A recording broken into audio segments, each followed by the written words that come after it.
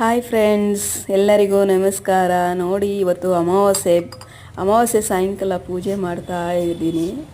ಪೂಜೆ ಮಾಡಿ ನಾನು ಬಂದು ಸ್ವಲ್ಪ ಹೊತ್ತು ಆಚೆ ಕೂತ್ಕೊಳ್ಳೋಣ, ತಣ್ಣಗೆ ಗಾಳಿ ಬೀಸ್ತಾ ಇತ್ತು, ಒಳ್ಳೆ ವಾತಾವರಣ ಅಂತ ಹೇಳಿ ಹೊರಗಡೆ ಬಂದು ಕೂತ್ಕೊಂಡೆ. ನಮ್ಮದು ಒಂದು ಸಣ್ಣದಾಗಿ ಗಾರ್ಡನ್ ಮಾಡಿದ್ದೀನಿ. ಸಣ್ಣ ಪುಟ್ಟ ಗಿಡಗಳು ಹಾಕಿ, ದಾಸವಾಳ ಹೂವುಗಳಿಗೆ ಮತ್ತು ಗ್ರೀನ್ ಟೀದು ಗಿಡಗಳು, ಲೆಮನ್ ಗ್ರಾಸ್ ಗಿಡ ಇವೆಲ್ಲ ಹಾಕಿದ್ದೀನಿ. ಮತ್ತು ಪಲಾವ್ ಎಲೆ ಗಿಡ ಎಲ್ಲ ಹಾಕಿದ್ದೀನಿ. ಅದನ್ನು ನೋಡ್ಕೊಂಡು ಕೂತಿದ್ದೆ. ಹೀಗೆ ಒಂದು ಬೆಕ್ಕು ಬಂತು ನಮ್ಮ ಮನೆಗೆ. ಅಂದರೆ ಆಚೆನೇ ಕೂತಿತ್ತು, ಮನೆ ಒಳಗಡೆ ಬಂದಿಲ್ಲ. ತುಂಬ ಹೊಟ್ಟೆ ಹಚ್ಕೊಂಡಿತ್ತು. ಅದಕ್ಕೆ ಹಾಲು ಕೊಟ್ಟೆ.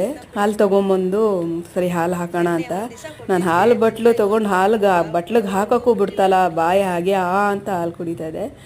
ದಯವಿಟ್ಟು ಈ ಥರ ಪ್ರಾಣಿಗಳು ಮನೆ ಬಾಗಿಲಿಗೆ ಬಂದರೆ ಹಾಲು ಕೊಡಿ. ಮತ್ತು ನಾಯಿಗಳು ಬಂದರೆ ನಾಯಿಗಳಿಗೆ ಊಟ ಹಾಕಿ, ಎಲ್ರಿಗೂ ಒಳ್ಳೆಯದಾಗತ್ತೆ. ಮತ್ತು ಅಮಾವಾಸ್ಯೆ ದಿವಸ ಬೆಕ್ಕಿಗೆ ಹಾಲು ಕೊಟ್ಟರೆ ತುಂಬ ಒಳ್ಳೆಯದು ಅಂತಾರೆ. ಅದಕ್ಕೆ ನಾನು ಇವತ್ತು ಬೆಕ್ಕಿಗೆ ಹಾಲು ಕೊಟ್ಟಿದ್ದೀನಿ.